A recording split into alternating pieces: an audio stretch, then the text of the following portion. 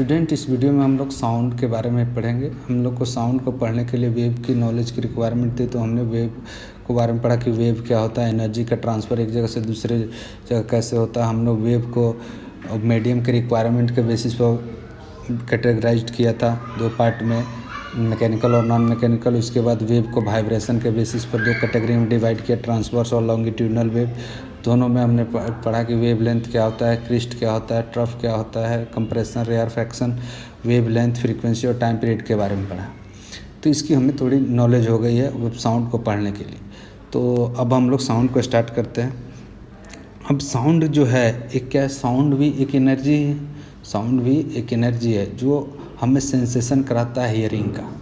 Sound एक form of energy है जो हमें सेंसेशन कराता है हियरिंग का।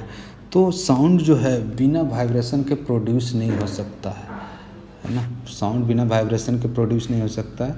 वाइब्रेशन होगा तो हमारा डिस्टरबेंस क्रिएट होगा, और वो डिस्टरबेंस जो है एयर के मीडियम से, सॉलिड के मीडियम से और लिक्विड के मीडियम से, कोई मीडियम के थ्रू हमारे पास आता है, जिसके जो हमें एक्टिवेट करता है हमारे ईयर ड्रम को, जिसकी वजह से हम साउंड सुन पाते हैं। तो बिना वाइब्रेशन के साउंड का प्रोडक्शन हो ही नहीं सकता। तो इसको चेक करने के लिए कि बिना वाइब्रेशन के साउंड का प्रोडक्शन होता है कि नहीं, तो आप क्या करें, एक ट्यूनिंग फॉर्क होता है, इस यू शेप का स्टील का बना हुआ होगा, यू शेप का इस तरह का रहता है ना। इसको ट्यूनिंग फॉर्क बोलते हैं, स्टील का होगा। इसको हीट करेंगे तो एक साउंड प्रोड्यूस होता है, करके आवाज़ आती है। तो इस तरह से अगर हीट कर रहे हैं तो इसमें वाइब्रेशन, लेकिन दिखता नहीं है हमें वाइब्रेशन हो रहा है। तो इस वाइब्रेशन को चेक करने के लिए क्या करें, इसको हीट करें। हीट करने के बाद एक थ्रेड से आप थर्मोकोल को ऐसे यहाँ पर हैंग कर दें। अब जैसे इसके पास लाएंगे ये दूर भागेगा, इसको ये दूर भागा। तो क्यों दूर भाग रहा है, इसमें वाइब्रेशन है, हीट किया तभी। जब बिना हीट किए हम लोग इसके पास में लाते हैं तो ये दूर नहीं जाता। जब साउंड प्रोड्यूस कर रहा होता है तब यहाँ पर लाते हैं तो ये हीट करता है, दूर जाता है। तो इसका मतलब वाइब्रेशन है इसमें। दूसरा भी कर सकते हैं कि ट्यूनिंग फॉर्क ले ले, हीट करने के बाद एक ग्लास वाटर जो फुल ऑफ वाटर है उसको यहाँ पर रख दिया हमने ऐसे, तो ये वाइब्रेट करेगा। तो देखेंगे कि वाटर जो है उसमें भी डिस्टरबेंस क्रिएट हो रहा है। इसका मतलब ये जो ट्यूनिंग फॉर्क है ये वाइब्रेट कर रहा है, ट्यूनिंग फॉर्क वाइब्रेट कर रहा है, जिसके वजह से हमें वो डिस्टरबेंस वाटर में मिल रहा है। ठीक है। तो साउंड का प्रोडक्शन एंड प्रोपगेशन कैसे होता है, तो एक तो हमने देख लिया कि साउंड का प्रोडक्शन वाइब्रेशन के वजह से होता है। तो यहाँ पर अगर कोई बेल बजता है तो ये जो सॉलिड मेटेरियल बेल का आउटर पार्ट है ये वाइब्रेट करता है ना। इसको हीट करता है तो वाइब्रेट करता है, और ये वाइब्रेट मॉलिक्यूल्स को हीट करता है। ये मॉलिक्यूल्स जाकर दूसरे मॉलिक्यूल्स को हीट करता है, दूसरा तीसरे मॉलिक्यूल्स को हीट करता है। तो इस तरह से वाइब्रेशन ऐसे होते रहता है और मॉलिक्यूल्स के बीच एनर्जी ट्रांसफ़र होते रहता है।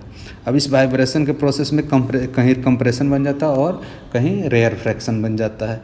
और यही कंप्रेशन, रेयर फ्रैक्शन, वाइब्रेशन जो हमारे ईयर ड्रम को जाता है, ईयर ड्रम को एक्टिवेट करता है, ड्रम को वाइब्रेट कराता है, और ये हमें सेंसेशन होता है हियरिंग का। तो एनर्जी ही तो ट्रेवल किया है ना। जैसे हम लोग बोलते हैं तो आपने एनर्जी उसमें यूटिलाइज करते हैं, वही एनर्जी एक जगह से दूसरी जगह वेव के फॉर्म में ट्रांसफ़र हो जाता है। ठीक, कंप्रेशन और रेयर फ्रैक्शन। तो यहाँ पर भी देखें,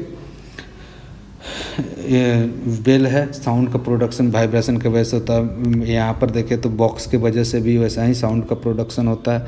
बॉक्स में भी देखेंगे ये वाइब्रेट करता है आगे पीछे, तो मिलकर इसको वाइब्रेट करता है और जाके ईयर ड्रम को एक्टिवेट करता है। गिटार में भी वायर का वाइब्रेशन की वजह से ईयर मिलकर इसको वाइब्रेट करता है और जाके हमें ईयर ड्रम। तो बिना वाइब्रेशन के साउंड का प्रोडक्शन नहीं हो सकता है। आपको अगर चेक करना है कि और जो वाइब्रेशन के वजह होता है कि नहीं साउंड, जब हमें बोलते हैं तो उसमें वाइब्रेशन एयर मॉलिक्यूल्स में होता है कि नहीं, उसको भी चेक करना है। तो आप क्या करें कि एक ओपन जार ले लें, है ना, हॉलो सिलेंडर, उस पर एक बैलून का यहाँ फिक्स कर दें, रबर बैंड मेम्ब्रेन का, रबर मेम्ब्रेन उसको हमने फिक्स कर दिया ऐसे किसी रबर बैंड से। उसके बाद क्या किया, उस पर एक स्मॉल मिरर हमने मान लिया किसी भी एडेसिव के साथ इस पर हमने चिपका दिया, है ना। उसके बाद क्या करेंगे, यहाँ पर इसको ऐसे हॉरिजॉन्टली रख लेंगे, एक वाल है यहाँ पर। अब इस पर लेज़र लाइट आएगा ऐसे, ये वाला ऐसे लाइट आ रहा तो रिफ्लेक्ट होकर ऐसे जाएगा। ये फिक्स है, फिक्स कर दिया है इसको। अब यहाँ पर क्या करेंगे, अगर ये फिक्स है तो लाइट का स्पॉट फिक्स रहेगा। अब जैसे ही यहाँ एक पर्सन है ये बोलेगा तो एयर मॉलिक्यूल्स को वाइब्रेट कराएगा, मॉलिक्यूल्स वाइब्रेट करेगा तो जाके ये मेम्ब्रेन को भी वाइब्रेट करेगा। अगर ऐसा हो रहा है वाइब्रेट करेगा तो ये ऊपर नीचे करेगा। अगर वाइब्रेट नहीं करेगा तो ये ऊपर नीचे नहीं करेगा। क्यों? क्योंकि आगे जाएगा तो एंगल ऑफ इंसिडेंस चेंज हो जाएगा, तो रिफ्लेक्शन भी चेंज हो जाएगा, तो ये ऊपर नीचे करने लगा, ऐसे वाइब्रेट करने लगेगा। अगर ये वाइब्रेट करेगा तो मिरर आगे पीछे होगा तो एंगल ऑफ इंसिडेंस चेंज होगा और रिफ्लेक्शन में जो ये होगा वो चेंज होने लगेगा, ऊपर नीचे होने लगेगा। जब तक बोल नहीं रहा था ये पर्सन तब तक ये ऐसे स्पॉट जो है फिक्स था। जैसे ही बोलना स्टार्ट किया तो एयर मॉलिक्यूल्स वाइब्रेट करने लगे। वाइब्रेट करना तो मेम्ब्रेन को भी वाइब्रेट करने लगा। मेम्ब्रेन वाइब्रेट करने लगा तो देखा गया कि ये भी ऊपर नीचे वाइब्रेट कर रहा था। इससे हमें कंक्लूजन निकाल सकते हैं कि बिना वाइब्रेशन के साउंड का प्रोडक्शन नहीं हो सकता है। अब देखो मीडियम क्या है, मीडियम जिसके थ्रू हमारा जो साउंड का ट्रेवल करता है एक जगह से दूसरे जगह, उसको मीडियम बोलते हैं। तो हमारा मीडियम जो ट्रांसवर्स वेव है साउंड, तो वो सॉलिड में भी ट्रेवल कर सकता है, लिक्विड में भी ट्रेवल कर सकता है और गैस में भी ट्रेवल कर सकता है। तो जो दोनों के बीच में जो हमारा एनर्जी ट्रांसफ़र करने में मदद करता है वो मीडियम हो। तो यहाँ पर देखिए 2 पर्सन है अर्थ पर, तो उन दोनों के बीच एयर मॉलिक्यूल्स है, तो यहाँ मीडियम क्या हो जाएगा, एयर हो जाएगा। वाटर में 2 फिश है आपस में बात कर रही है मान लो अपनी लैंग्वेज में, तो ये इसमें जो मीडियम है वाटर है, इससे एनर्जी का ट्रांसफ़र होता है, वेव इसके थ्रू जाता है, तो ये हमारा मीडियम हो गया। ठीक है। अब बिना मीडियम के साउंड का साउंड जो है एक जगह से दूसरी जगह नहीं ट्रेवल कर सकता है। अगर यहाँ पर देखें ये अर्थ पर 2 पर्सन है तो यहाँ पर एयर मॉलिक्यूल्स है, तो इससे बोलता है तो यहाँ जाके इसको सुनाई देता है। क्यों? क्योंकि यहाँ मीडियम है। लेकिन वहीं पर आप मून पर अगर कम्युनिकेट करना चाहें, मून पर अगर आप एक दूसरे से कम्युनिकेट करना चाहें तो कम्युनिकेट नहीं कर सकते एयर टू एयर। एयर में आप कम्युनिकेट नहीं कर सकते क्योंकि यहाँ एयर है ही नहीं, यहाँ मॉलिक्यूल्स है ही नहीं जो हमारे वेव एनर्जी को यहाँ से यहाँ तक भेज सके। तो बिना साउंड मीडियम जो है, बिना मीडियम के साउंड एक जगह से दूसरी जगह ट्रैवल है। इसके लिए आप एक्सपेरिमेंट भी कर सकते हैं। एक क्या करें, एक जार ले लें, जार में एक हमने बेल को फिक्स कर दिया, इलेक्ट्रिक बेल को। अब इसको पूरा क्लोजली फिक्स कर दिया, कहीं से एयर इंटर नहीं कर सकता, और इसमें एक वैक्यूम पंप लगा दिया। वैक्यूम पंप लगा देंगे तो इसके एयर मॉलिक्यूल्स को सारा निकाल देगा, है ना। पहले अभी वैक्यूम पंप को एक्टिवेट ऑन नहीं करते हैं, पर ऑफ रखे। अब स्विच को ऑन किया, बेल वाइब्रेट करे, आपको सुनाई देगा, ये वाइब्रेशन होगा, एयर मॉलिक्यूल्स को वाइब्रेट करेगा, फिर जार को वाइब्रेट करेगा, जार फिर एयर मॉलिक्यूल्स को वाइब्रेट करेगा और हमारे फिर ईयर के पास जो एनर्जी चले जाएगी और हमें सुनाई देगी। लेकिन वहीं जब वैक्यूम पंप यहाँ पर एक्टिवेट कर देंगे, एक्टिवेट ऑन कर देंगे, तो ये यहाँ के एयर मॉलिक्यूल्स को सक कर लेगा, यहाँ वैक्यूम क्रिएट हो जाएगा, एयर मॉलिक्यूल्स इसमें नहीं रहेंगे। अब स्विच को ऑन करेंगे, जैसे ही स्विच को ऑन करेंगे और ये बेल बजता रहेगा, लेकिन हमें सुनाई नहीं देगा। हमें दिखाई देगा कि ये हैमर कर रहा है, लेकिन हमें सुनाई नहीं देगा, है ना। क्योंकि बीच में एयर मॉलिक्यूल्स है ही नहीं। जब एयर मॉलिक्यूल्स है ही नहीं तो वाइब्रेट करें, एनर्जी का ट्रांसपोर्टेशन कैसे होगा एक जगह से दूसरे जगह, है ना। तो साउंड जो है बिना एनर्जी के ट्रेवल, बिना मीडियम के ट्रेवल नहीं कर सकता है। अच्छा, लाइट का स्पीड जो होता है वो साउंड से कम होता है, ज़्यादा होता है। ये लाइट का स्पीड देखें तो 3 × 10⁸ मीटर पर सेकंड होता है, लेकिन साउंड का स्पीड देखें तो 340 मीटर पर सेकंड होता है। तो जैसे जैसे लाइटनिंग होती है तो साउंड और लाइट दोनों एक साथ प्रोड्यूस होता है। लाइट हमें पहले दिखाई देता है क्योंकि ज़्यादा स्पीड से चलता है, तो इसको कम टाइम में हमारे आइज के पास आ जाता है, जिसकी वजह से हमें दिखाई दे देता है पहले। लेकिन साउंड जो है 340 मीटर पर सेकंड से, देख रहे हैं कितना स्पीड का डिफरेंस, तो ये धीरे धीरे आएगा, तो ये बाद में साउंड हमको सुनाई देता है। इसलिए हमें लाइटनिंग जो है, जो ये लाइट जो है पहले दिखाई दे देता है और साउंड बाद में सुनाई देगा।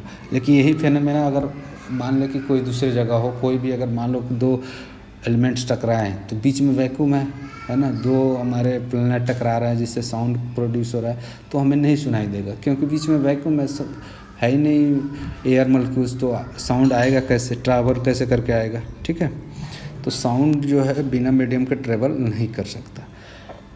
अब थोड़ी सी बात कर लेते हैं। हम लोग तो जानते हैं कि साउंड का प्रोडक्शन जो होता है कंप्रेशन और रेयर फ्रैक्शन के फॉर्म में होता है।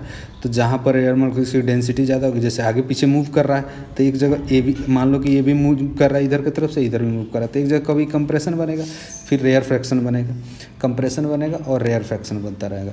तो कंप्रेशन के बीच का जो डिस्टेंस होगा वो लैम्डा होगा। कंप्रेशन के बीच का डिस्टेंस लैम्डा होगा। उसी तरह से रेयर फ्रैक्शन के बीच का डिस्टेंस लैम्डा होगा। लैम्डा क्या है? वेवलेंथ। इसको हम लोग मीटर में मेजर करते हैं।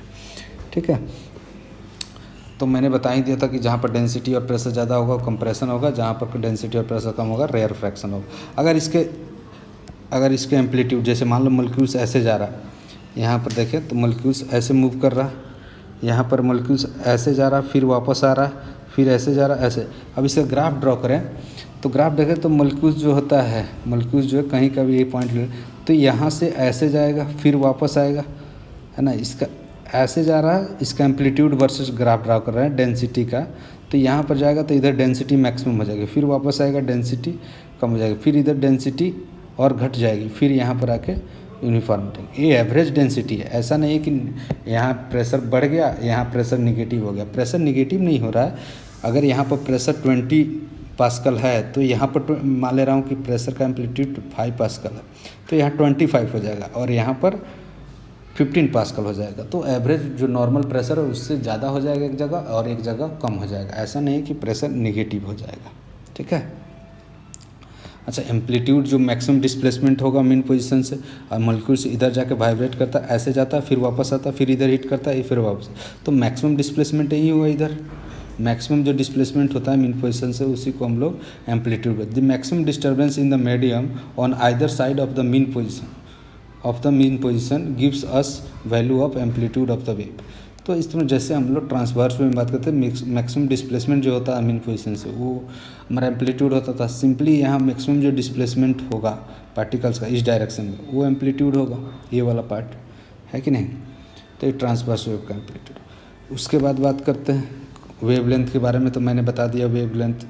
तो यहाँ पर जहाँ मैक्सिमम प्रेशर जहाँ हो रहा है वो क्रिस्ट हो जाएगा, है, तो उसके बीच का डिफरेंस भी लैम्डा ही होगा। जहाँ पर कंप्रेशन बन रहा है वहाँ पर क्रिस्ट बनेगा, है ना, कंप्रेशन क्रिस्ट बनेगा। जहाँ रेयर फ्रैक्शन है वहाँ पर स्ट्रफ बनेगा, प्रेशर का ड्रॉप। तो यहाँ पर देख रहे हैं मैक्सिमम मॉलिक्यूल्स है तो यहाँ ये लैम्डा हो गया और कंप्रेशन और रेयर फ्रैक्शन के बीच का जो होगा λ/2 हो गया। ये तो मैंने बता दिया था आप लोगों को, ठीक है। अब यहाँ पर देखें टाइम पीरियड क्या होता है। अब जैसे मॉलिक्यूल्स जो है आगे पीछे वाइब्रेट कर रहा है मॉलिक्यूल्स, तो मॉलिक्यूल्स जो अगर पीछे वाइब्रेट कर रहा है, यहाँ से मॉलिक्यूल ऐसे गया वापस आया, एक मिनट, यहाँ से मॉलिक्यूल से यहाँ गया फिर वापस आया यहाँ पर, फिर इधर गया फिर वापस आया, ऐसे। तो ये मॉलिक्यूल्स जो है यहाँ से जाकर वापस ऐसे गया फिर वापस आया, तो जो मैक्सिमम डिस्प्लेसमेंट हुआ वो एम्पलीट्यूड हो जाएगा, है ना। और ये जो टाइम लगा यहाँ से यहाँ वापस आके यहाँ 1 कंप्लीट ऑसिलेशन बोलेंगे, यहाँ से ऐसे यहाँ 1 कंप्लीट ऑसिलेशन का मतलब क्या है कि जैसे मान लो कि एक पेंडुलम है ना, ऐसे हैंग है, तो यहाँ पर एक्सट्रीम पोजीशन पर जा रहा है, फिर यहाँ पर आ गया, तो यहाँ से यहाँ गया फिर वापस आया, फिर इधर गया फिर वापस आया, तो इसको 1 कंप्लीट ऑसिलेशन बोलेंगे। 1 कंप्लीट ऑसिलेशन में जितना टाइम लगता है उसको टाइम पीरियड बोलते हैं। तो इसी तरह से मॉलिक्यूल के लिए भी है, ये मॉलिक्यूल से यहाँ गया फिर वापस आया फिर यहाँ गया, तो 1 कंप्लीट ऑसिलेशन किया, इसको हम लोग बोलते हैं टाइम पीरियड। 1 कंप्लीट ऑसिलेशन में जितना टाइम लगता है उसको टाइम पीरियड बोलते हैं, ठीक। या ये बोले कि एक जगह पर किसी पॉइंट पर अगर देखें तो कंप्रेशन, 2 कंप्रेशन फॉर्म होने के बीच का जो डिस्टेंस टाइम होता है उसको हम लोग टाइम पीरियड बोलेंगे। क्यों? क्योंकि 1 मॉलिक्यूल जो होता है जितना देर में वाइब्रेट करता है उतना देर में हमारा वेव कितना ट्रेवल कर जाता है, वेव जो है लैम्डा डिस्टेंस ट्रेवल कर जाता है, लैम्डा डिस्टेंस ट्रेवल कर जाता है। यहाँ से यहाँ लैम्डा है, यहाँ भी कंप्रेशन, तो ये जो कंप्रेशन है ये लैम्डा डिस्टेंस चला जाएगा। एक मॉलिक्यूल जैसे ही यहाँ अपने पोजीशन पर वाइब्रेट करेगा उतना देर में वो वेव लैम्डा डिस्टेंस कवर करता है। मान लो यहाँ कंप्रेशन था, तब तक फिर टी टाइम के बाद क्या होगा, फिर ये कम आ जाएगा कंप्रेशन यहाँ पर। तो 2 कंप्रेशन के बीच जो टाइम इंटरवल लगता है उसको टाइम पीरियड बोले, या ये बोले कि 1 कंप्लीट ऑसिलेशन में जो टाइम लगता है उसको हम 1 टाइम पीरियड बोले, ठीक है। जैसे यहाँ पर देखा तो यहाँ पर लिखा भी हुआ है, time taken by two consecutive compression और rarefaction to cross fix point is known as time period. अब उतना ही टाइम पीरियड बोलेंगे जितना 2 कंप्रेशन किसी पॉइंट से पास हो जाए या 2 रेयर फ्रैक्शन किसी पॉइंट से पास होने में जितना टाइम लगेगा, है ना, 2 कंप्रेशन के बीच का टाइम इंटरवल होगा एक्चुअली, है ना।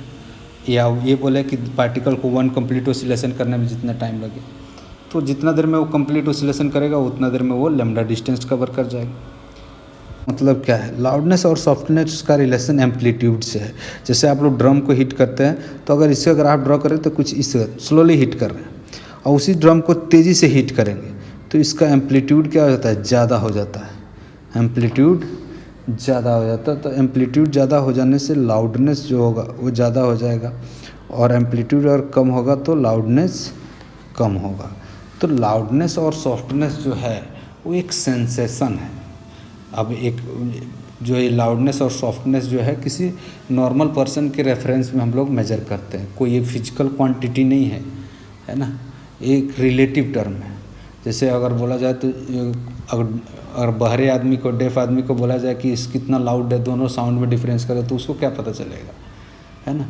तो इसमें ये फिजिकल क्वांटिटी नहीं है, फिजिकल क्वांटिटी नहीं है, इसको बस हम लोग एक सेंसेशन है, ब्रेन इंटरप्रिटेशन है ना, ब्रेन इंटरप्रिटेशन, लाउडनेस और सॉफ्टनेस, ठीक है। तो अगर एम्पलीट्यूड ज़्यादा होगा तो नॉर्मल पर्सन के रेफरेंस में उसको ज़्यादा साउंड सुनाई देगा, और अगर एम्पलीट्यूड कम होगा तो कम साउंड सुनाई देगा उसको, ठीक है। उसी तरह से अब देखें पिच क्या होता है। पिच देखें तो पिच इज सेंसेशन और brain interpretation of frequency of emitted sound. अगर फ्रीक्वेंसी ज़्यादा होगा, फ्रीक्वेंसी अगर ज़्यादा होगा तो हमारा पिच भी ज़्यादा होगा, अगर फ्रीक्वेंसी कम होगी तो पिच हमारा कम होगा। जैसे हम लोग का गल का साउंड जो होता है थोड़ा सा, वो उसकी फ्रीक्वेंसी ज़्यादा होती है ना, फ्रीक्वेंसी ज़्यादा होती है। वहीं जब मैन की जो आवाज़ होती है थोड़ा सा होश साउंड होता है, थोड़ा उसकी फ्रीक्वेंसी कम होती है। जैसे हम बर्ड का देखें या बर्ड का देखें तो उसकी फ्रीक्वेंसी जो होगी वो डिफरेंट बर्ड की फ्रीक्वेंसी अलग अलग होती है ना। तो यहाँ पर देखें तो अगर कोई बेसिल बजा रहा है तो उसकी फ्रीक्वेंसी तेज़ी से होगी, क्योंकि मॉलिक्यूल्स इसमें जो रहता है उस तेज़ी से वाइब्रेट करता है। और एक कक्कू बर्ड है जो धीरे धीरे बोल रही है ना, तो उसका फ्रीक्वेंसी कम है, नंबर ऑफ वाइब्रेशन जो हो रहा है वो कम हो रहा है, तो वो इसकी पिच जो है कम है। यानी पिच अगर ज़्यादा हो, फ्रीक्वेंसी ज़्यादा होगा तो पिच ज़्यादा होगा। गिटार वाइब्रेट कर रहा है, तेज़ी से वाइब्रेट करा रहा है तो उसकी फ्रीक्वेंसी ज़्यादा होगी। वहीं हमारा जो है बांसुरी बजा रहे हैं हम लोग फ्लूट से, तो उससे फ्रीक्वेंसी उसकी कम होगी, ठीक है। तो जितना वाइब्रेशन होगा 1 सेकंड में वो फ्रीक्वेंसी होती है, नंबर ऑफ वाइब्रेशन पर सेकंड, उसको फ्रीक्वेंसी बोलते हैं। अब देखें, एक तो हमने देख लिया loudness and softness. Loudness amplitude से रिलेशन है, जितना ज़्यादा लाउड होगा उतना ज़्यादा एम्पलीट्यूड होगा, एम्पलीट्यूड जितना ज़्यादा होगा लाउडनेस उतना ज़्यादा होगा, और सॉफ्ट उसको बोलेंगे जिसका एम्पलीट्यूड कम होगा। उसके बाद हमने देखा पिच के बारे में। पिच जो है फ्रीक्वेंसी से रिलेटेड है, जितना ज़्यादा फ्रीक्वेंसी होगी पिच उतना ज़्यादा होगा, और फ्रीक्वेंसी जितना कम होगा पिच उतना कम होगा, डायरेक्टली प्रोपोर्शनल है, ठीक है। अब देखिए यहाँ पर क्वालिटी में क्या है, अब मान लो कि सेम एम्पलीट्यूड और फ्रीक्वेंसी का तुम्हें साउंड दे दिया जाए, तो तुमको कैसे पता चलेगा कि ये दोनों साउंड डिफरेंट है ना। तो वो वेव के नेचर पर डिपेंड करेगा। जैसे आप गिटार बजाएंगे तो उसमें वेव का एम्पलीट्यूड फिक्स नहीं है, चेंज हो, ऐसे ऐसे वेव का नेचर चेंज हो रहा है। वेव का नेचर देखें तो एक टाइप का वेव नहीं, देखिए ये ऐसे यूनिफॉर्म है, ट्यूनिंग फॉर्क का। तो दोनों का फ्रीक्वेंसी और अगर देखें तो फ्रीक्वेंसी सेम भी है, फ्रीक्वेंसी भी सेम है और लाउडनेस भी सेम है, फिर भी साउंड में डिफरेंस तो होता है। जैसे आप लोग के मान लो कि मम्मी और पापा जो है, मम्मी और दीदी मान ले रहा हूँ, सिस्टर जो है आपकी, वो दोनों साउंड प्रोड्यूस कर रहे हैं, तो वहाँ पर क्या होगा, दोनों में आप डिफ्रेंशिएट कर लेते हैं। हालांकि दोनों की फ्रीक्वेंसी और लाउडनेस सेम भी है, तब भी डिफरेंस कर लेते हैं, क्योंकि दोनों के जो वाइब्रेशन होता है, दोनों के जो वोकल कॉर्ड के वाइब्रेशन अलग अलग है ना। उससे जो वेव क्रिएट हो रहा है उसका जो फॉर्म है, वेव का जो फॉर्म है वो अलग है, तो दोनों में डिफरेंस क्रिएट करता है। उसको हम लोग क्वालिटी बोलते हैं या टिम्बर भी बोला जाता है, ठीक है। तो यहाँ पर लिखा हुआ है quality interior the characteristic of sound which enables us to distinguish between the sound of the same loudness and pitch, ठीक है। तो ये उसके वेव के फॉर्म से। अब यहाँ पर तीनों को समराइज कर सकते हैं हम लोग। फ्रीक्वेंसी ज़्यादा तो पिच ज़्यादा, लाउडनेस एम्पलीट्यूड ज़्यादा तो लाउडनेस ज़्यादा, और वेव लाउडनेस और एम्पलीट्यूड फ्रीक्वेंसी सेम तो हमारा वेव का फॉर्म चेक करेंगे, उससे अगर फॉर्म डिफरेंट है तो उससे फ्रीक्वेंसी, उस साउंड का क्वालिटी अलग होगा। नेक्स्ट जो एक टर्म आता है intensity of sound. Intensity of sound क्या है? इंटेंसिटी ऑफ साउंड जो है किसी भी क्रॉस सेक्शन से, किसी 1 मीटर स्क्वायर के क्रॉस सेक्शन से 1 सेकंड में कितना एनर्जी क्रॉस कर रहा है, उसी को हम लोग बोलते हैं इंटेंसिटी। जैसे आपके विंडो अगर ले ले 1 मीटर स्क्वायर एरिया का विंडो है तो उससे 1 सेकंड में कितना एनर्जी क्रॉस कर रहा है, वही इंटेंसिटी हो गया। यानी बोले तो एनर्जी पर यूनिट टाइम पर unit area, energy per unit time पर यूनिट एरिया। किसी भी क्रॉस सेक्शन से 1 सेकंड में कितनी एनर्जी क्रॉस कर गई 1 पर यूनिट एरिया से, उसी को इंटेंसिटी बोलते हैं। तो अगर इंटेंसिटी का अगर डिफिनीशन से देखें तो इसका यूनिट हो जाएगा एनर्जी का जूल, एरिया का मीटर स्क्वायर और टाइम का सेकंड। तो जूल पर सेकंड हो जाएगा वाट और मीटर स्क्वायर, तो वाट पर मीटर स्क्वायर इसका यूनिट हो जाएगा, है ना। अगर साउंड इंटेंसिटी की बात करें तो sound energy divide by area into time. अब इसको इंटेंसिटी को थोड़ा और अच्छे से समझते हैं। मान लो कोई लाउड स्पीकर बज रहा है, तो हम ज़्यादा डिस्टेंस पर रहते हैं तो हमको कम साउंड सुनाई देता है, लेकिन पास में रहते हैं तो ज़्यादा सुनाई देता है। लेकिन हमारे ईयर ड्रम का तो एरिया फिक्स है, ईयर ड्रम का एरिया, हमारे जो ईयर ड्रम है उसका तो एरिया फिक्स है, तो फिर हमको कम और ज़्यादा क्यों सुनाई देता है? क्योंकि साउंड की इंटेंसिटी जो होती है दूर जाने के साथ घटती जाती है, पर यूनिट एनर्जी जो है वो घटती जाती है, इसलिए हमें साउंड कम सुनाई देता है। इसको और अच्छे से देखते हैं। यहाँ पर देखें, मान ले रहा हूँ कि एक पी सोर्स है जो एनर्जी जनरेट कर रहा है, कोई साउंड बॉक्स है स्फेरिकल मान ले रहा हूँ। तो यहाँ से साउंड प्रोड्यूस होगा तो हर डायरेक्शन में जा रहा है, तो किसी भी पॉइंट पर 1 सेकंड में कितना एनर्जी जा रहा है, पी सोर्स का एनर्जी है, मतलब मान ले रहा हूँ पी सोर्स का एनर्जी है तो 10 वाट मान ले रहा हूँ। तो 10 वाट का मतलब क्या है, 1 सेकंड में 10 जूल एनर्जी यहाँ से प्रोड्यूस हो रहा है, और वो 10 जूल एनर्जी इस पूरे क्रॉस सेक्शन से पास हो रहा है 1 सेकंड में। 4 पाई आर स्क्वायर एरिया से 10 जूल 1 सेकंड में पास कर रहा है। तो 1 सेकंड में 1 मीटर स्क्वायर एरिया से कितना एनर्जी पास करेगा, वही हमारा इंटेंसिटी होगा। अब जैसे देखें, यहाँ पर देखें तो ये जैसे दूर जा रहा है तो एरिया बढ़ रहा है, लेकिन एनर्जी तो यहाँ से जो इस एंगल से एनर्जी जा रही है इस पार्ट में एनर्जी, वो तो इस पूरे स्क्वायर इधर पूरा फिक्स रहेगा, यही एनर्जी डिस्ट्रीब्यूट हो गई इसमें। तो यहाँ पर एनर्जी जो है वो एरिया कम है, कम एरिया में उतना ही एनर्जी है, यहाँ पर ज़्यादा एरिया में वो एनर्जी है, उससे भी ज़्यादा एरिया में एनर्जी है यहाँ पर, है ना। तो एनर्जी जो है एरिया बढ़ रहा है लेकिन एनर्जी फिक्स है इसमें, तो इंटेंसिटी क्या होगा, घटता जाएगा। इसकी इंटेंसिटी बढ़ने के साथ एरिया बढ़ रहा है लेकिन एनर्जी फिक्स है पर सेकेंड, तो वो घटता जाएगा। अब एक और एग्जांपल से समझाता हूँ। यहाँ पर देखें, मान लो पी सोर्स का एनर्जी है, यहाँ पर पी सोर्स का एनर्जी तो स्फेरिकल सरफेस से पास होगा, है ना, स्फेरिकल सरफेस से ऐसे पास होता जाएगा। तो इस यहाँ पर इंटेंसिटी कैलकुलेट करना, तो इस स्फेयर का एरिया कितना होगा 4 पाई आर स्क्वायर। तो I1 का वैल्यू निकल तो power divide by 4 pi r square. Power का मतलब वाट होता है एनर्जी पर सेकंड, कितना एनर्जी प्रोड्यूस कर रहा है। मान लो पी जूल एनर्जी प्रोड्यूस कर रहा है ना, तो पी जूल एनर्जी को हम लोग 4 पाई आर स्क्वायर से डिवाइड कर देंगे तो पर यूनिट एरिया 1 सेकंड में कितना एनर्जी क्रॉस कर रहा है, इससे वो निकल जाएगा।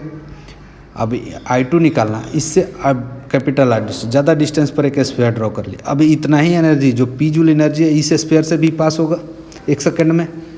तो अब इस एरिया में, इसमें जो यहाँ पर एनर्जी निकाल रहे हैं पर यूनिट एरिया, तो power divide by 4 pi r square. तो ये वैल्यू जो है ज़्यादा क्वांटिटी से हम लोग डिवाइड कर रहे हैं, 4 पाई आर स्क्वायर का वैल्यू ज़्यादा होगा और स्मॉल पाई आर स्क्वायर का वैल्यू कम होगा, तो टोटल क्वांटिटी ये क्या हो जाएगा, ज़्यादा हो जाएगा, और ये टोटल क्वांटिटी कम हो जाएगा। तो यहाँ पर इंटेंसिटी I1 का वैल्यू ज़्यादा होगा, यहाँ पर इंटेंसिटी I2 का कम होगा।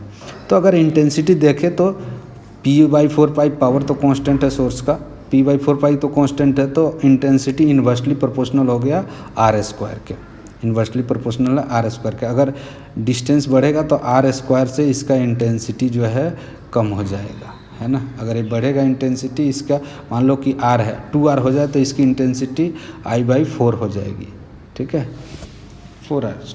तो इंटेंसिटी स्क्वायर के प्रोपोर्शनल घटेगा, इन्वर्सली स्क्वायर। अच्छा, एनर्जी का तो power equal to energy by time होता है, जूल पर सेकंड, तो इसी को वाट बोलते हैं एनर्जी को, ठीक है ना। हम लोग डेसिबल में मेजर करते हैं साउंड जो है उसको, साउंड को हम लोग डेसिबल में मेजर करते हैं।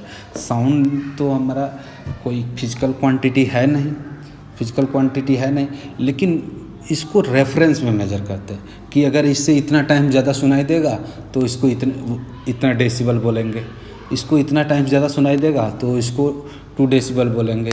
अगर इसको 3 टाइम्स रेफरेंस से 3 टाइम्स ज़्यादा सुनाई देगा तो उसको उसके कोरस्पॉन्डिंग डेसिबल बोलेंगे, है है ना। तो रेफरेंस के फ्रेम में हमने इसको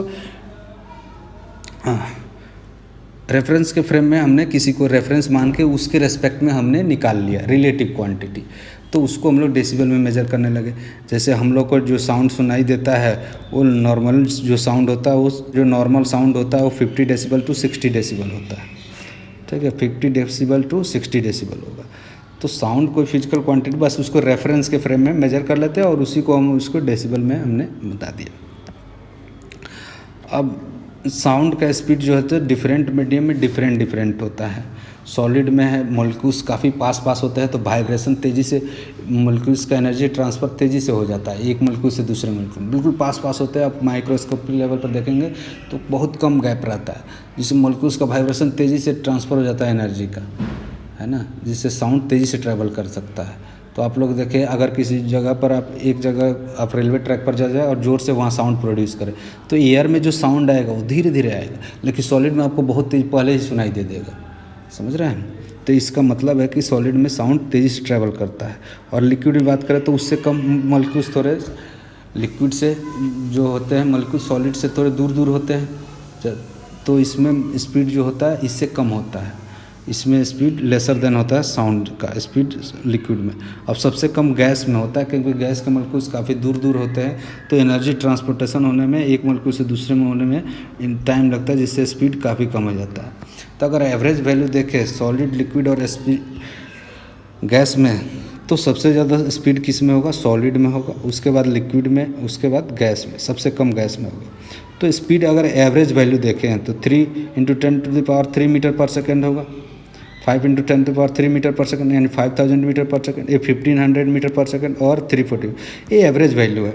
अब देखें तो डिफरेंट सॉलिड के लिए स्पीड डिफरेंट होगा। कॉपर में देखें, वुड में देखें, आयरन में देखें तो स्पीड थोड़ा वेरी करेगा, लेकिन इन सब का एवरेज वैल्यू जो है मतलब अप्रॉक्सीमेटली देखा जाता है तो 5000 के आसपास एवरेज वैल्यू आता है इन सब का। और लिक्विड में देखें तो 1500 के एवरेज वैल्यू आता है और गैस में 340।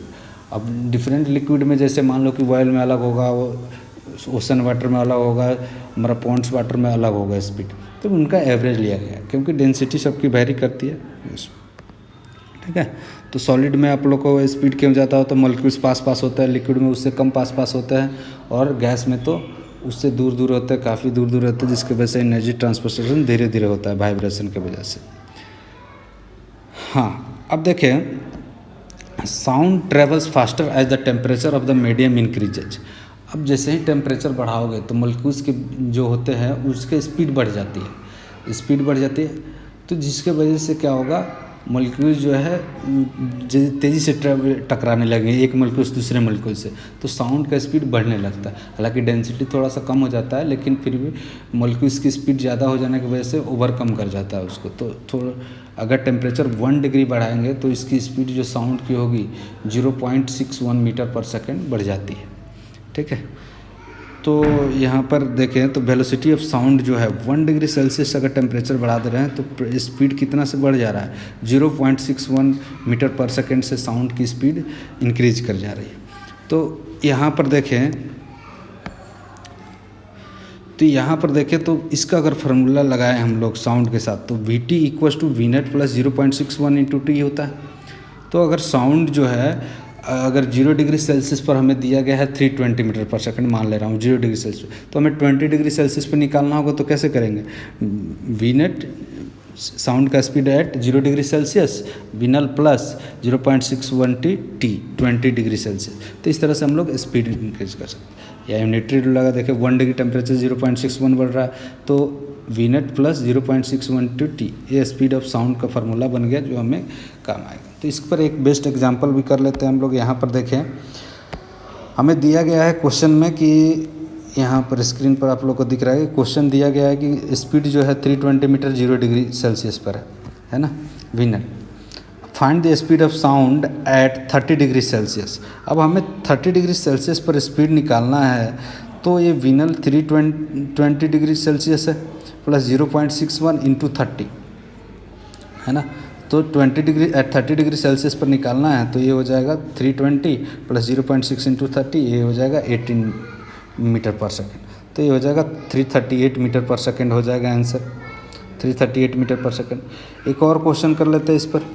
कभी कभी आपको जो है 0 डिग्री सेल्सियस टेम्परेचर नहीं देगा, लेकिन 2 कंडीशन दे देगा। जैसे यहाँ बोला कि 20 डिग्री सेल्सियस पर स्पीड इतना है, तो 60 डिग्री पर बताएं।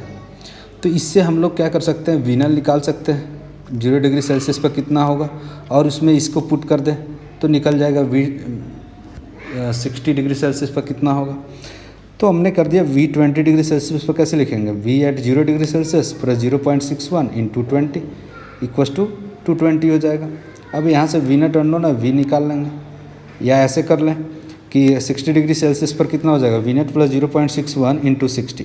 अब देखिए इसको इसमें से इसको माइनस कर ले, इसको माइनस कर ले तो V60 minus V20 equals to हो जाएगा 0.61 इंटू 60 माइनस 20, 60 माइनस 20 तो V60 इक्वस टू हो जाएगा 320 प्लस 0.61 इंटू 40, 0.61 इंटू 40 हो जाएगा।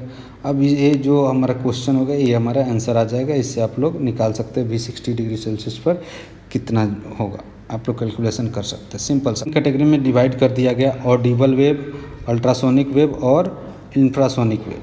तो ऑडिबल वेव जो होता है वो अगर फ्रीक्वेंसी होगा अगर 20 हर्ट्ज से लेकर 20 किलो हर्ट्ज के, तो उस फ्रीक्वेंसी को हम लोग बोलेंगे ऑडिबल फ्रीक्वेंसी, है ना। ऑडिबल फ्रीक्वेंसी, ऑडिबल रेंज जो होगा हमारा, ये हमारा रेंज होता है 20 हर्ट्ज से लेके 20 किलो हर्ट्ज से। तो जैसे हमारा ऑडिबल साउंड वेव हो जाएगा, गिटार बजाएं, ऑर्गन पाइप्स होगा, फ्लूट होगा, ये सारे शहनाई हो गए ऑडिबल रेंज में। इसकी जो फ्रीक्वेंसी होती है ऑडिबल रेंज में, इसलिए हम लोग इसको सुन पाते हैं। Ultrasonic wave, the longitudinal wave is a frequency above upper limit of the Audible range. मतलब 20 किलो हर्ट्ज से अगर ज़्यादा होगा तो उसको हम लोग बोलेंगे कि अल्ट्रासोनिक साउंड है, उसको हम लोग सुन नहीं सकते। जैसे बहुत स्मॉल इंसेक्ट्स जो होते हैं जो साउंड प्रोड्यूस करते हैं उसको हम लोग नहीं सुन सकते। जैसे क्वार्ट्ज क्रिस्टल की वजह से जो साउंड का प्रोडक्शन होता है वो बहुत काफ़ी फ्रीक्वेंसी उसकी काफ़ी ज़्यादा होती है, जिसकी वजह से हम लोग सुन नहीं पाते हैं। 20 हर्ट्ज से किलो हर्ट्ज से भी ज़्यादा होता है। Infrasonic, longitudinal elastic wave which frequency is below the Audible range 20 hertz. अगर 20 हर्ट्ज से कम है तो हमारी फ्रीक्वेंसी इंफ्रासोनिक होगी, है ना। वो हमें उसको भी नहीं सुन सकते क्योंकि जो अर्थ वाइब्रेट करता है, अर्थ भूकंप जो आता है अर्थक्वेक में, वहाँ उसकी फ्रीक्वेंसी वाइब्रेट होने की बहुत कम रहती है, जिसके वजह से हम उसको सुन नहीं सकते। ठीक है, तो ये एग्जांपल हो गए। आज के लिए इतना ही।